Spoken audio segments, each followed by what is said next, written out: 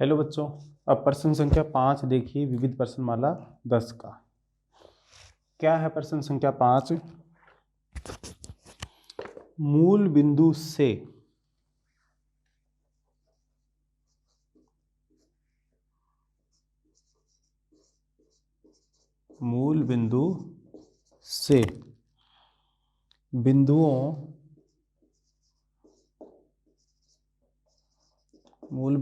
बिंदुओं cos theta comma sine theta और cos phi comma sine phi,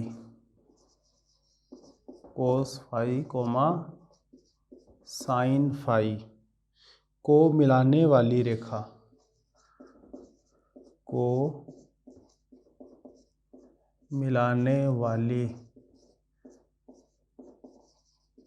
रेखा की लंबिक दूरी ज्ञात कीजिए।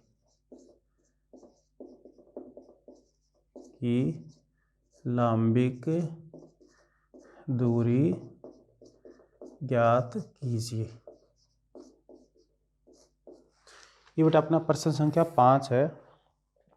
क्या है प्रश्न?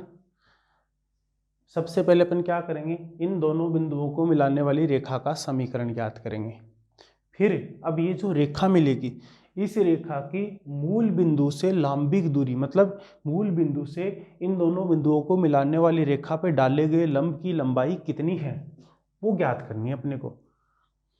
तो सबसे पहले तो इन दो बिंदुओं से गुजरने वाली रेखा का समीकरण ज्ञात कर लेते हैं। चूंकि हम जानते हैं कि दो बिंदुओं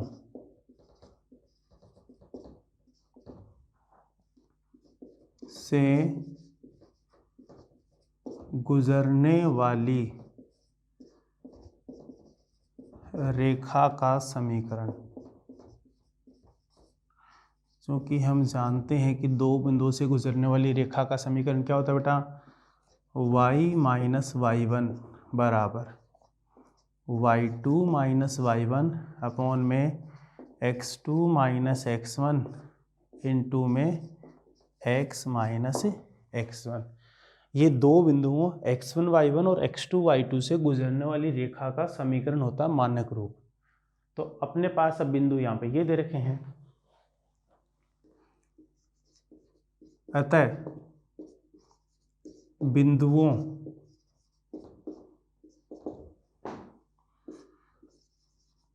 cos theta comma sine theta और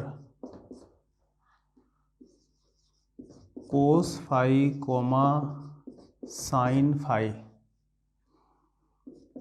से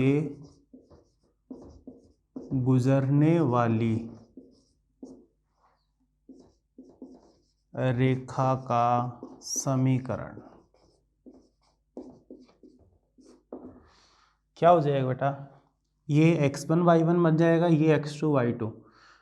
तो y माइनस y1 है बेटा यहाँ पे साइन थीटा बराबर में y2 minus y1 sine phi minus में साइन थीटा बट्टे में x यहाँ पे x2 माइनस x1 तो कोस फाई माइनस में कोस थीटा इंटू में क्या आएगा x माइनस x1 और x1 है बेटा कोस थीटा।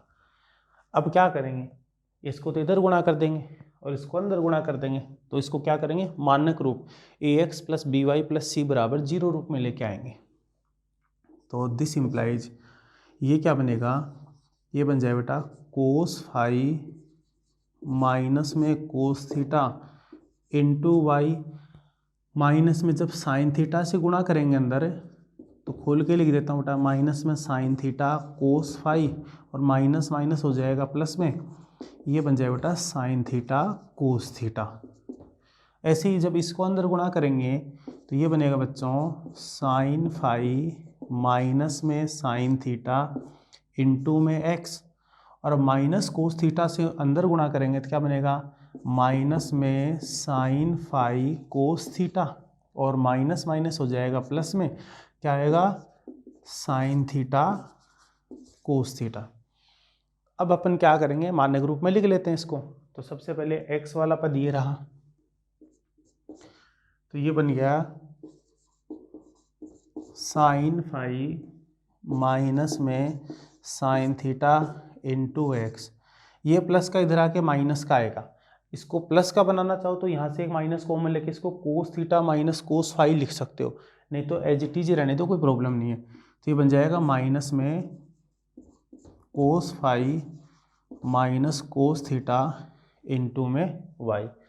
अब इनको इधर शिफ्ट करेंगे तो यहाँ पे देखो बेटा sine theta cos theta plus का, और ये इधर आके क्या बन जाएगा माइनस में साइन थीटा कोस थीटा। तो इससे ये तो कैंसिल हो जाएगा, बचेगा क्या यहाँ पे माइनस में साइन फाई कोस थीटा, और वो माइनस का इधर आके क्या बन जाएगा प्लस का, क्या बनेगा साइन थीटा कोस फाई बराबर में 0। इसी को थोड़ा और व्यवस्थित करके लिखेंगे बेटा, तो ये बन जाएगा साइन फाई माइनस में sine theta into x, minus में ये बनेगा कोस फाई माइनस में कोस थीटा इंटू वाई। अब देखो अगर मैं इसको a मानूँ और इसको b मानूँ, तो यहाँ पे देखो बेटा पूरा फॉर्मेट कौन सा बन गया, साइन ए कोस बी माइनस में कोस ए साइन बी। तो ये साइन ए कोस बी माइनस कोस ए साइन बी किसका फॉर्मूला बनेगा बेटा साइन ए माइनस बी का। तो प्लस में साइन ए माइनस बी, ए की जगह तो आएगा थीटा, माइनस में बी की जगह आ जाएगा फाई बराबर 0। अब ये अपनी जो अभिष्ट रेखा कौन सी इन दो बिंदुओं से गुजरने वाली वो मिल गई किस रूप में ax plus B Y plus C बराबर 0 रूप में। अब इस रेखा की मूल बिंदु से डाले गए लंब की लंबाई पूछी है, इस रेखा के ऊपर डाले गए। तो सबसे पहले तो किसी भी बिंदु से किसी रेखा पे डाले गए लंब की लंबाई का सूत्र क्या होता है वो लिख लेते हैं। तो चूंकि हम जानते हैं कि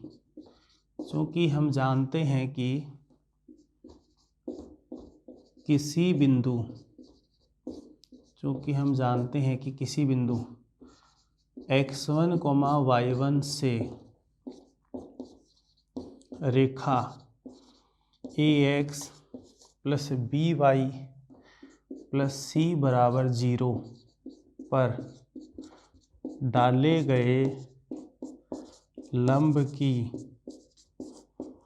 लंबाई, जिसको अपन d से लिखते हैं, d फॉर डिस्टेंस, क्या होती है मापांक में ax1 प्लस by1 प्लस सी बट्टे में अंडर रूट में a² प्लस b²। ये इस बिंदु से इस रेखा पे डाले गए लंब की लंबाई होती है। अपने को क्या करना है, यहाँ पे मूल बिंदु 0, 0 से इस रेखा 1 पे डाले गए लंब की लंबाई ज्ञात करनी है। तो अतः मूल बिंदु 0, 0 से रेखा 1 पर डाले गए लंब की लंबाई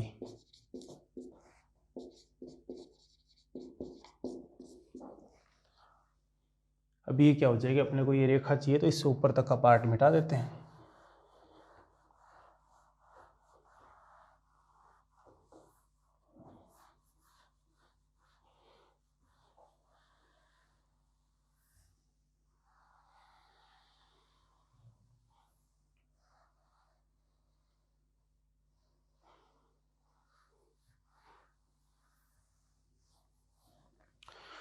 तो क्या हो जाएगा बेटा,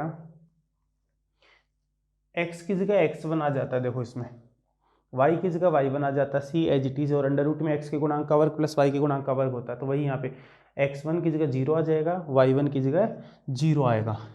तो ये d क्या बन जाएगा मापांक में, यहाँ पे 0 इंटू कुछ भी करेंगे तो 0, यहाँ पे माइनस में 0 इंटू कुछ भी करेंगे 0, और प्लस में क्या रह जाएगा, ये हो जाएगा साइन थीटा माइनस फाई और इसका मापांक।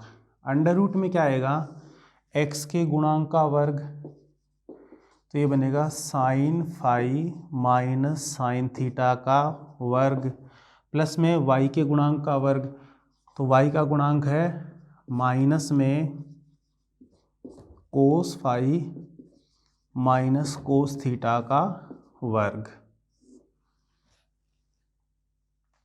अब इसको आगे हल करके सिंप्लीफाई फॉर्म में लिख लेते हैं बेटा कि क्या आएगा ये।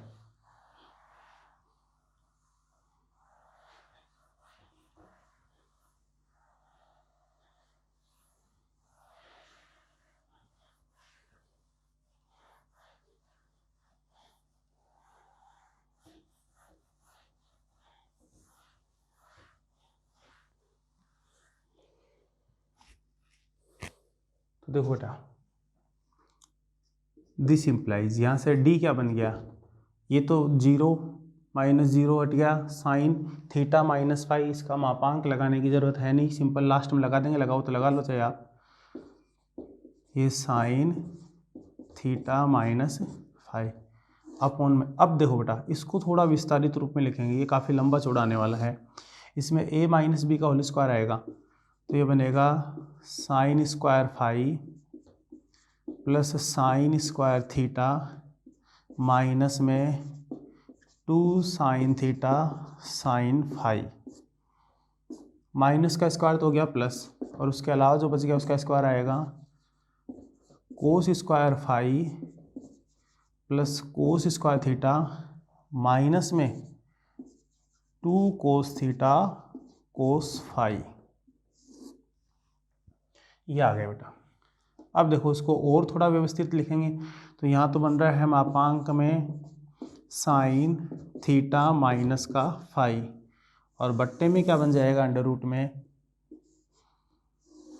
अब यहाँ पे देखो बेटा, sine square phi plus cos square phi को तो मैं एक साथ लिख रहा हूँ, साइन स्क्वायर फाई प्लस में कोस स्क्वायर फाई प्लस में ऐसे ही sine square theta plus cos square theta को मैंने एक साथ लिख लिया।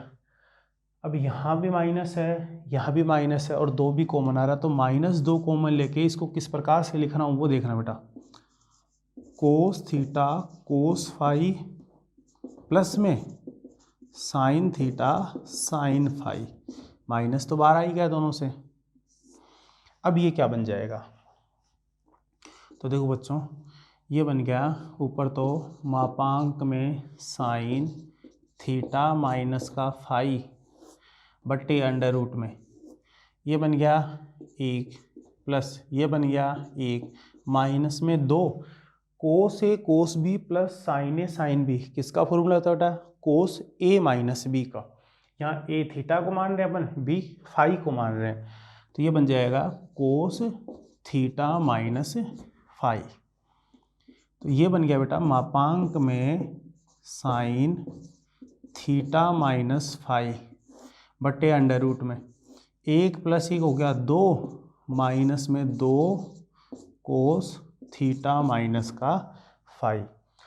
अब देखो बच्चा पार्टी, यहाँ पे क्या होगा, ऊपर तो यहाँ मापांक में आ रहा है साइन थीटा माइनस का फाई, और बट्टे अंडर रूट में अगर मैं 2 कॉमन लूँगा तो 2 कॉमन लेते ये बनेगा 1 minus cos theta minus phi. अब ये देखो लास्ट स्टेप आएगी डिसाइडिंग स्टेप, कि अब आगे क्या करना है इसको। तो यहाँ त्रिकोणमिति में जो आपको बेसिक फॉर्मूले करवाए थे वो फॉर्मूले काम आने वाले। मैंने आपको सीट में बेटा 2 प्रकार के फॉर्मेट बताए थे कोस टू ए के फॉर्मूले के जस्ट बाद में, कि अगर कहीं पे 1 प्लस कोस में कुछ बन जाए तो उसको क्या लिखेंगे, और 1 माइनस कोस में आ जाए तो उसको क्या लिखेंगे।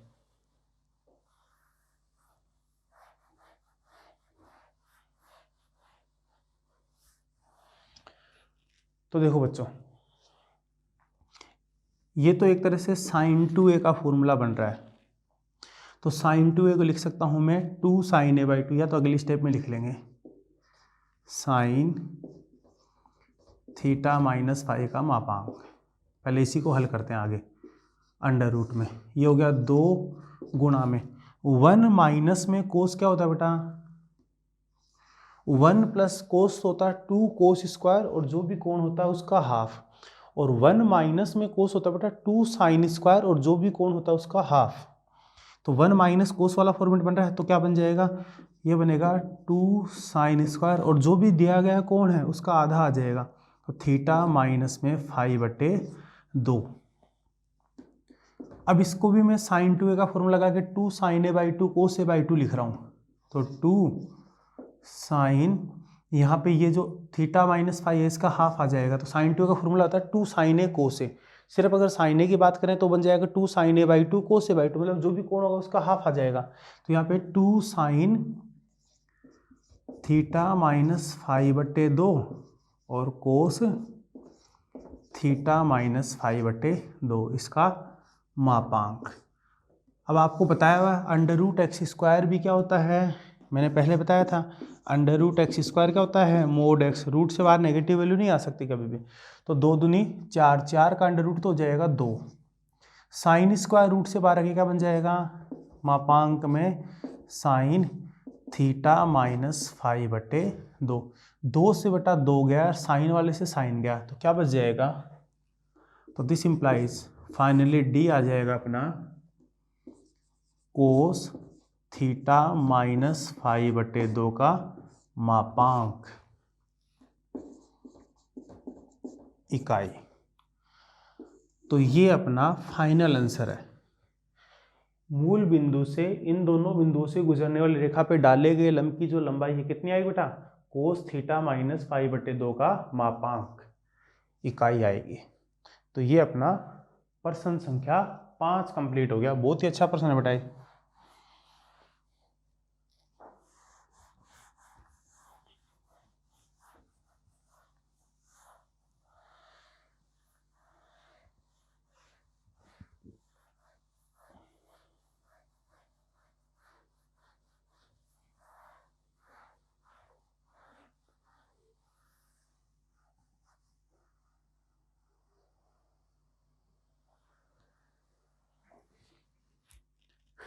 नेक्स्ट क्वेश्चन देखिए बच्चों, प्रश्न संख्या 6। क्या है प्रश्न संख्या 6, रेखाओं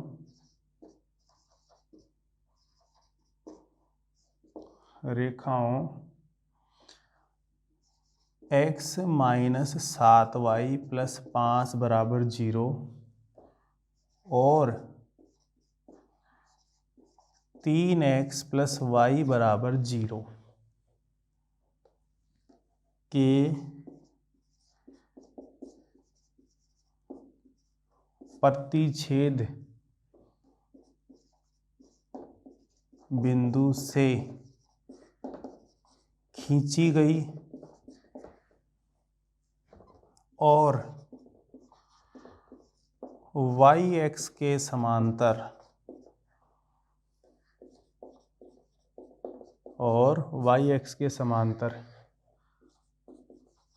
रेखा का समीकरण ज्ञात कीजिए।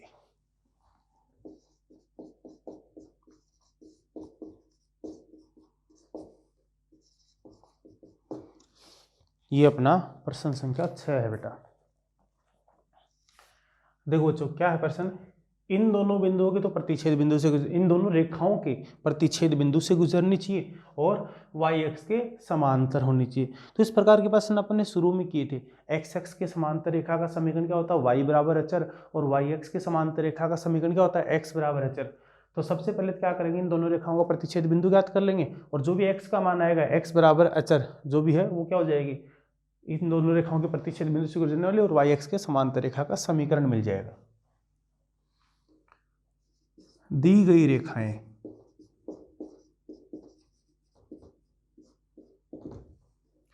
Line first x minus 7y plus 5 बराबर 0, line second 3x plus y बराबर 0। अब देखो यहाँ से y का मान बराबर डायरेक्ट क्या आ रहा है अपने पास में, माइनस का 3x इसमें रखते x का मान मिल जाएगा, तो उसको वज्र गुणा वगैरह विधि से हल करने की ज़्यादा ज़रूरत है नहीं। तो मैं क्या कर रहा हूँ, समीकरण 2 से y बराबर -3x समीकरण 1 में रखने पर, या यहाँ दूसरा शब्द काम में ले सकते हैं प्रतिस्थापित करने पर, इसको अपने y को प्रतिस्थापित कर दिया किससे, -3x से, तो x माइनस में 7 और y की जगह आएगा माइनस का 3x प्लस 5 बराबर 0। तो this implies x minus minus हो गया प्लस में, 7 ये 21x बराबर में ये प्लस 5 इधर आके -5। तो दिस इम्प्लाइज 22x बराबर माइनस का 5। तो दिस इम्प्लाइज x बराबर -5/22। वैसे तो अपने को उत्तर यही मिल जाएगा, x बराबर अचरित होता है, लेकिन पहले प्रतिच्छेद बिंदु एक बार पूरा निकाल लेते हैं। अब इसमें रख दो किसका मान, x का मान, x का मान समीकरण 2 में रखने पर, तो हुआ क्या यहाँ पे, y बराबर -3x है और x आएगा कितना, -5/22। तो माइनस माइनस हो गया प्लस, 5 दिए 15/22। अतः दोनों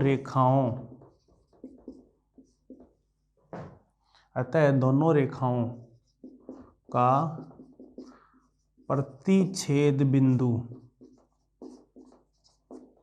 क्या हो जाएगा, -5/22, 15/22 होगा।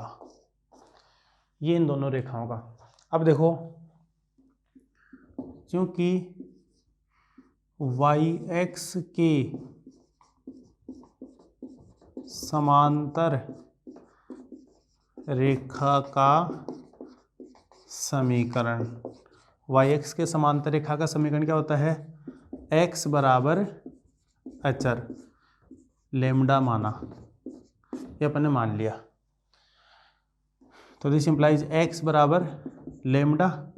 अब ये जो रेखा 3 है वो कहाँ से गुजरनी चाहिए, इन दोनों के प्रतिच्छेद बिंदु से, y-x की जो समांतर रेखा वो कहाँ से, इन दोनों के प्रतिच्छेद बिंदु से। तो देखो रेखा 3 बिंदु, कौन सा बिंदु, -5/22, 15/22 से गुजरती है। तो रख दो, x की जगह तो आ जाएगा -5/22, y है ही नहीं तो रहने दो फिर, तो लेमडा।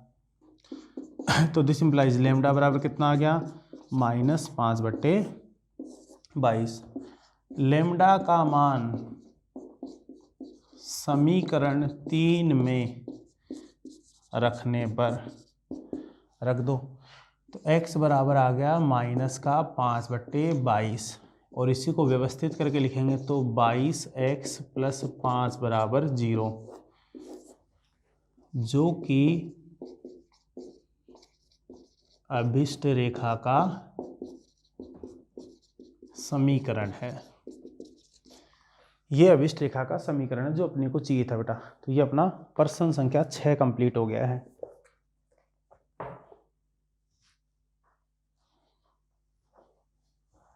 वैसे तो उत्तर देखो यहीं पे आ गया था, लेकिन एक प्रॉपर प्रोसेस से अपने को करना था कि y-x के समांतर आएगा कैसे। अगर इसे में x के समांतर पूछते तो यहाँ पे क्या लिख देते अपन, y बराबर अचर, फिर समीकरण आ जाता y बराबर 15/22, और उसको आगे व्यवस्थित करके लिख लेते।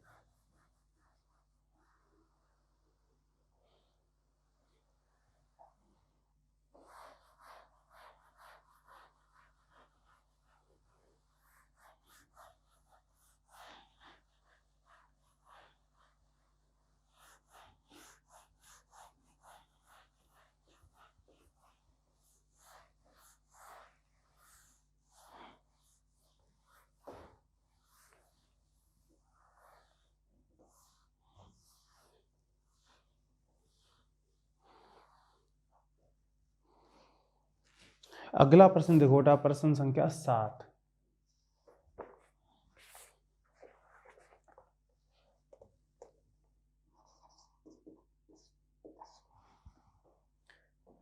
रेखा x/4 प्लस y/6 बराबर 1 पर लंब। रेखा x/4 प्लस y/6 बराबर 1 पर लंब उस बिंदु पर लंब उस बिंदु से खींची गई रेखा का समीकरण ज्ञात कीजिए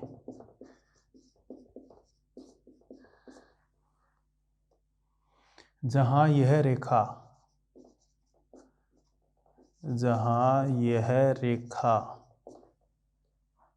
y अक्ष से मिलती है, y अक्ष से मिलती है।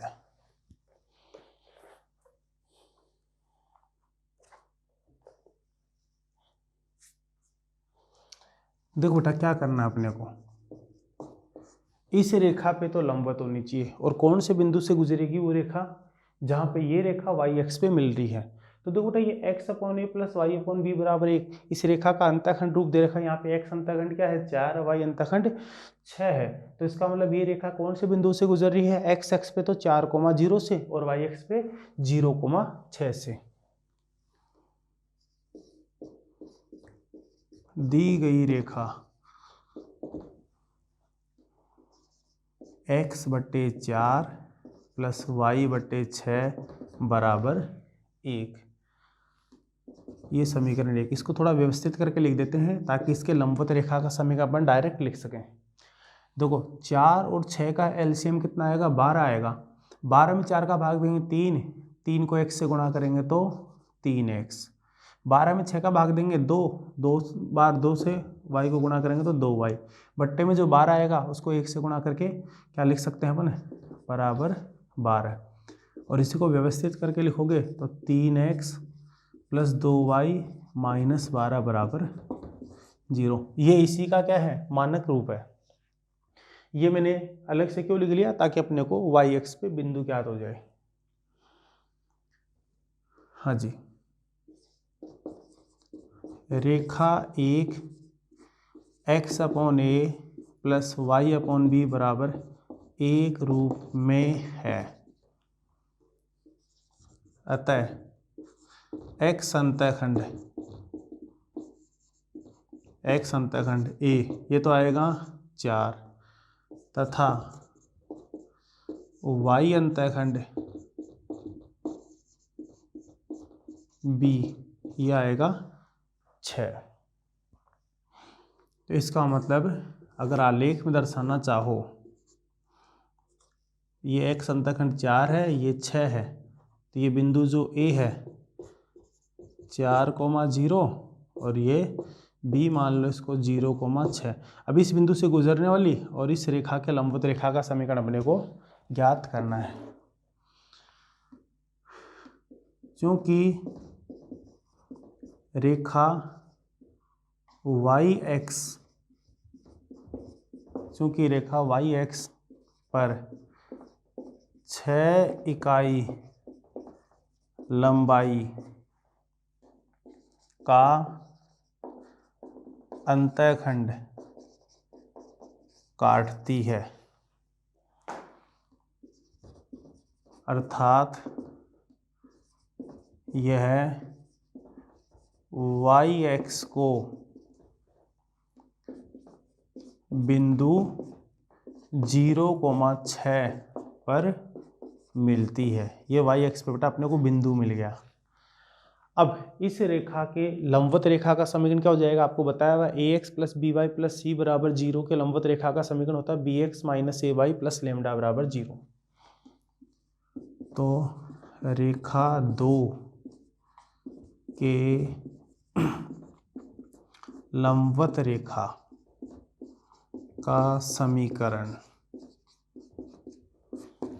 तो क्या हो जाएगा, ये हो जाएगा 2x minus 3y plus lambda बराबर 0। और ये रेखा गुजरती कहाँ से है, बिंदु 0,6 से। रेखा 3 बिंदु 0,6 से गुजरती है। तो इसका मतलब x की जगह तो 0 रख दो, 2 गुणा 0 माइनस 3 गुणा 6 प्लस लेमडा बराबर 0। तो this implies 0 minus 18 plus lambda बराबर 0। तो दिस इम्प्लाइज लेमडा बराबर कितना आ जाएगा, 18।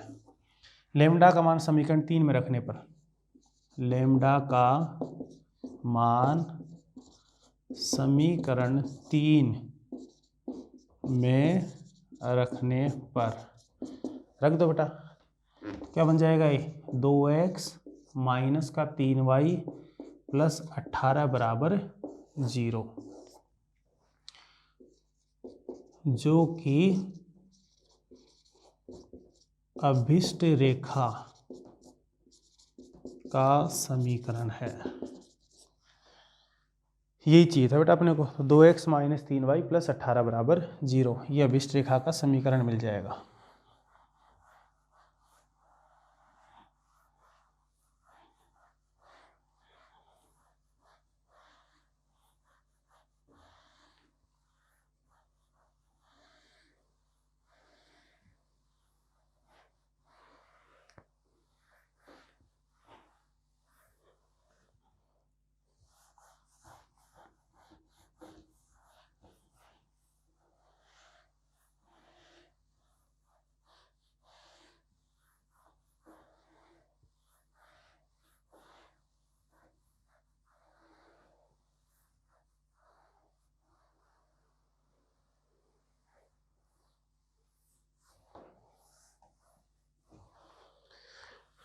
ये बच्चों अपना प्रश्न संख्या 7 कंप्लीट हो गया है।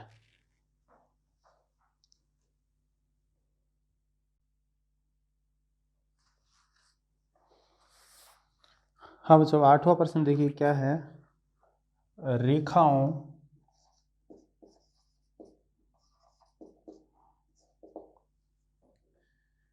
y माइनस एक्स बराबर 0, x प्लस वाई बराबर 0 और x माइनस के बराबर 0 से बने त्रिभुज का क्षेत्रफल ज्ञात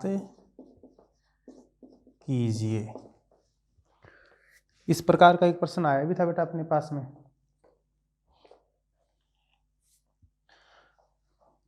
तो सबसे पहले जो दी गई रेखाएं हैं वो देखो, फिर यहां से क्या करेंगे अपन, दो रेखाओं का प्रतिच्छेद बिंदु ज्ञात करेंगे जिनसे त्रिभुज का निर्माण हो रहा है। तो इससे क्या हो जाएगा, अपने त्रिभुज के तीनों शीर्ष मिल जाएंगे, तीनों शीर्ष मिलते ही सूत्र लगा के आगे क्या कर लेंगे, अपन क्षेत्रफल ज्ञात कर लेंगे। दी गई रेखाएं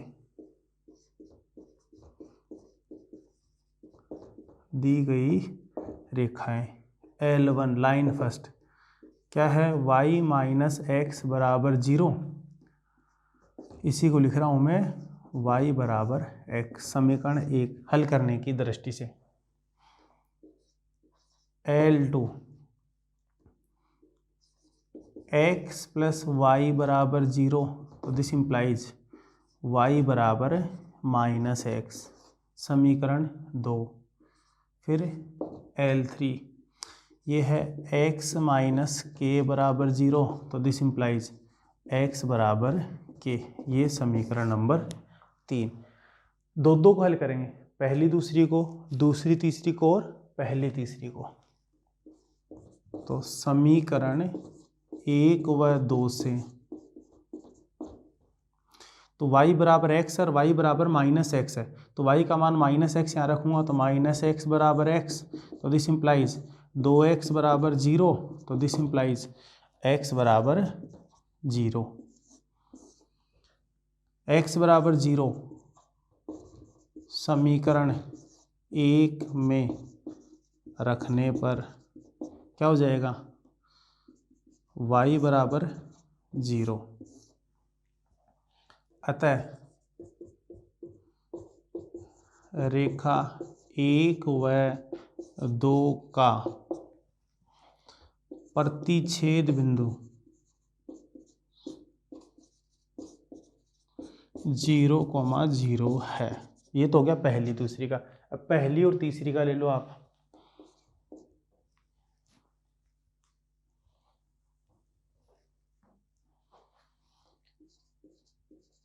समीकरण 1 व 3 से क्या हो जाएगा, 3 में तो फिक्स है ना, x बराबर k है, तो x बराबर तो k है और x का मान k 1 में रखेंगे तो y बराबर भी k आ जाएगा।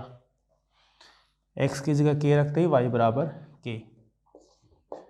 तो रेखा 1 व 3 का प्रतिच्छेद बिंदु क्या है, k, k है। अब बच गई कौन सी, पहली दूसरी होगी, पहली तीसरी, दूसरी और तीसरी बच गई। समीकरण 2 व 3 से तो x बराबर k तो फिक्स है ही, x का मान k वहाँ रखेंगे समीकरण 2 में, तो y बराबर क्या आ जाएगा, माइनस का k। अतः रेखाओं 2 व 3 का प्रतिच्छेद बिंदु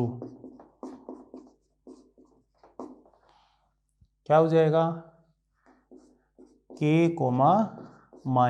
k है। तो चूंकि त्रिभुज का क्षेत्रफल क्या होता है, 1/2 मापांक में x1 इंटू में y2 minus y3 plus x2 into में y3 minus y1 plus x3 into में y1 माइनस y2, ये होता है वर्ग इकाई। वर्ग इकाई शीर्ष अपने को ज्ञात है। अतः शीर्षों 0,0 k, तथा k, k वाले त्रिभुज का क्षेत्रफल डेल्टा मान लेते हैं, बराबर क्या हो जाएगा, 1/2 x1 इंटू में y2 minus y3 plus x2 into में y3 minus y1 plus x3 into में y1 माइनस y2। तो ये हो गया बेटा 1/2, या 0 गुणा कुछ भी 0, k को माइनस k से गुणा करेंगे तो क्या आ जाएगा, माइनस का k स्क्वायर, और ये भी क्या हो जाएगा, माइनस का k स्क्वायर। तो 1/2 ये बनेंगे माइनस के 2k स्क्वायर, मापांक से बाहर आके क्या बन जाएंगे, प्लस के 2k स्क्वायर, 2 से 2 गया बराबर में k स्क्वायर वर्ग इकाई। तो इन तीनों जो रेखाएं दे रखी हैं, इनके प्रतिच्छेद बिंदुओं से जो त्रिभुज बनेगा उस त्रिभुज का क्षेत्रफल कितना है बेटा, k स्क्वायर वर्ग इकाई आएगा। तो ये हो गया अपना प्रश्न संख्या 8।